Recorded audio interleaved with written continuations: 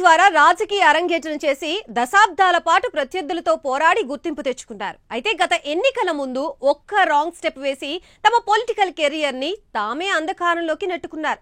దశాబ్దాల పాటు ఎవరి మీద పోరాటం చేశారో వారి పక్కనే ఉండాల్సి రావడంతో వారి పరిస్థితి ఎటూ కాకుండా తయారైందట. దాంతో జిల్లాల్లో దురదృష్టవంతులుగా ఫోకస్ అవుతూ బ్యాడ్ లక్ రెడ్డిస్ అనిపించుకుంటున్నారు. ఇంతకీ ఆ నాయకులెవరు, వారికి ఆ పరిస్థితి ఎందుకు దాపరించింది?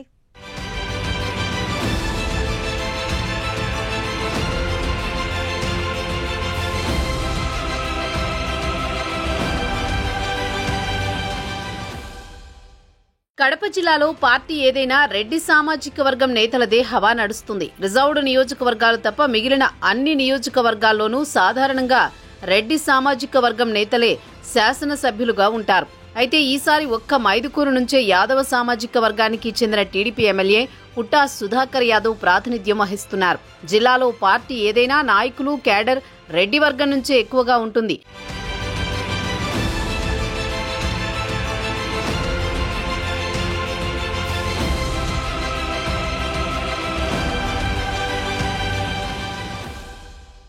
జిల్లాలో రాష్ట్ర విభజన వరకు టీడీపీ, కాంగ్రెస్ల మధ్య ఉన్న పోటీ తర్వాత టీడీపీ వర్సెస్ వైసీపీగా మారింది. టీడీపీ నుంచి కీలక నేతగా ఎదిగిన మాజీ ఎమ్మెల్సీ సతీష్ రెడ్డి పులివెందులలో వైఎస్ కుటుంబంపై 2 దశాబ్దాల పాటు పోరాటం సాగించారు. సతీష్ రెడ్డి ఎన్నికల్లో వైఎస్ కుటుంబంపై కూడా పోటీ చేశారు. రాయచోటి నుంచి బలమైన రాజకీయ నేపథ్యం కలిగిన రెడ్డెప్పగారి రమేష్ కుమార్ లక్కిరెడ్డిపల్లి నుంచి గతంలో శాసనసభకు ఎన్నికయ్యారు. అయితే ఇప్పుడు ఆ ఇద్దరు నేతలు గత 2024 ఎన్నికల ముందు తీసుకున్న నిర్ణయం వారి రాజకీయ భవిష్యత్తుని ప్రశ్నార్థకంగా చేసిందంటున్నారు. ఎన్నికల ముందు వరకు టీడీపీ నేతలుగా చక్రం తిప్పిన ఆ ఇద్దరు చివరి నిమిషంలో వైసీపీ గూటికి చేరారు.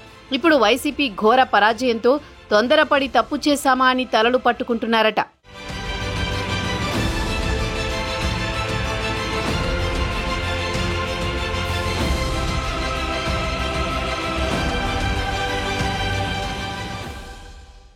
రెడ్డెప్పగారి రమేష్ రెడ్డి సోదరుడు శ్రీనివాసులు రెడ్డి ప్రస్తుతం కడప జిల్లా టీడీపీ అధ్యక్షుడిగా ఉంటే మరదలు మాధవిరెడ్డి కడప ఎమ్మెల్యేగా గెలిచారు.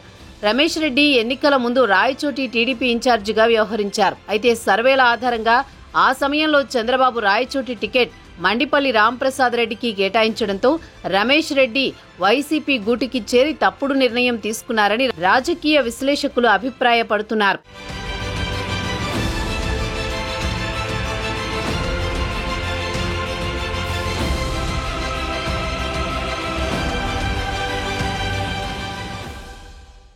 అలాగే రెడ్డెప్పగారి కుటుంబానికి దగ్గర బంధువు అయిన పులివెందుల నేత సతీష్ రెడ్డి జగన్ పంచన చేరి తన గొయ్యి తానే తవ్వుకున్నారంటున్నారు.